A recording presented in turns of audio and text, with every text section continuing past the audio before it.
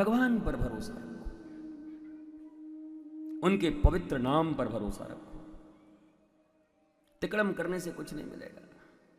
बड़े बड़े तिकड़मी आए, रावण की तरह चले गए। रावण रोज अभिषेक किया करता था शिव जी का। भगवान शंकर के जितने ज्यादा से ज्यादा मंत्र हैं सब रावण के बनाए हुए हैं, जो आज तक तुम पढ़ते हो।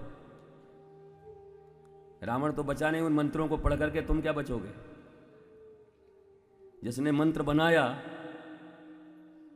लिखा भी, लिरिक्स भी, सिंगर भी, म्यूजिशियन भी, वो गया। 1 लाख पूत 1.25 लाख नाती, तारावण घर दिया न बाती। और उन्हीं मंत्रों को पढ़ के तुम बचोगे? बच जाओगे, क्योंकि रावण में अहंकार था और तुम्हारे भीतर राघवेंद्र सरकार हैं। अगर सरकार के प्रेम में पढ़ोगे तो बच जाओगे, भोलेनाथ के प्रेम में पढ़ोगे तो बच जाओगे। पर अहंकार सहित तो रावण ही नहीं बचा, जिसने लिखा, पढ़ा, गाया, बनाया। कोई रावण साधारण व्यक्ति था, वेदों का ज्ञाता था, ब्रह्मा वेद पढ़ाने आते थे।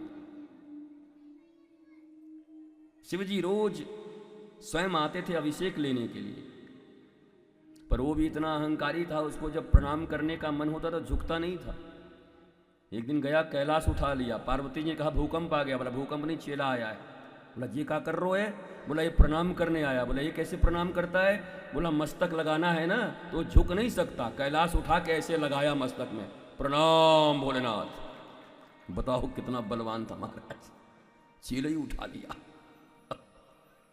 लेकिन भोलेनाथ भी नहीं बचा पाए उसको, क्योंकि वो अहंकार में मत्त रहता था, चूर रहता था। पूजा पाठ उससे ज्यादा कोई नहीं करता था, विधि विधान उससे ज्यादा कोई नहीं जानता था। अरे सेतुबंध रामेश्वरम में जब शिवजी की स्थापना होनी थी तो भगवान राम ने वहां जो स्थापना की, आचार्य के रूप में रावण ही आया था।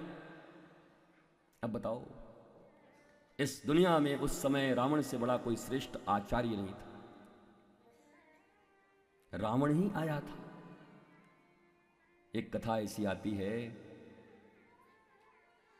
कि भगवान ने कहा कि भाई सोने का कोई या कुछ काष्ठ का बना दो, बिना पत्नी के तो काम बनता नहीं। तो रावण ने कहा चिंता मत करो, मैं जानकी को लेके आ रहा हूं। और सीता को लेकर आया रावण। सीता के साथ भगवान बैठे और भगवान ने सेतुबंध रामेश्वरम की स्थापना की। तो भगवान ने कहा कि मैं क्षत्रिय हूं और हे विप्रश्रेष्ठ, मैं दक्षिणा तो दूंगा, बिना दक्षिणा के मैं कोई काम कराता नहीं।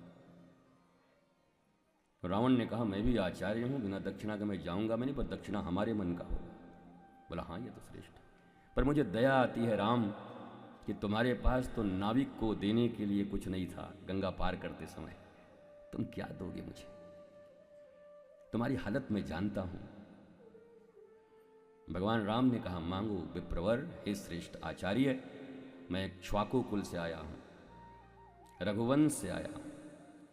वो रघुवंश जो रघु समस्त संपत्तियों का दान करके घोड़े के अस्तबल में बैठ के घास खाते थे, मैं उनकी संतान हूं।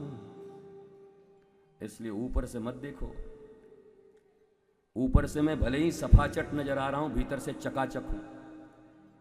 मैं दुनिया वालों की तरह नहीं हूं कि बाहर से चकाचक भीतर से सफाचट। मैं राम हूं, मांगो। प्रणाम किया और रावण ने जो मांगा है तो मुझे उम्मीद है कि आपके आंखें भर आएंगी। रावण ने कहा हे प्रभु राम, मुझे पता है युद्ध के मैदान में तुम मुझे मार कर गिराओगे, पर मेरी एक ही दक्षिणा है, जब मुझे गिरा दो तो जब तक मेरे प्राण चले न जाएं, सामने खड़े होकर मुस्कुराता रहना, तुम्हारे दर्शन करके जाना चाहता। रावण भी ऐसी बात, इतना ज्ञान तो उसको भी था। इतना तो करना स्वामी, जब प्राण तन से निकले।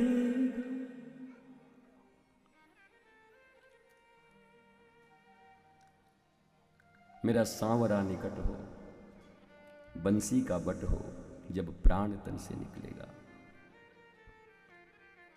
तो रावण इतना विद्वान था, राम जी ने बुलाया भगवान की स्थापना करने के लिए, शिव जी की स्थापना करने के लिए, लेकिन बच नहीं पाया। क्यों? इतना पूजा, इतना पाठ, इतना वेद, इतना हवन, कुछ काम नहीं आया। और हम तुम कलयुगी प्राणी आधे घंटे प्यासे नहीं रह सकते, और तुम सोचते हो तुम्हारे पूजा के बल पे तुम राम पा जाओगे, तुम्हारी उपासना के बल पे तुम मोहन पा जाओगे। कलयुग में उपासना नहीं, कलयुग केवल नाम आधारा, सुमिर सुमिर नर उतरहि पारा। गुरु बिन ज्ञान कहाँ से पाऊं,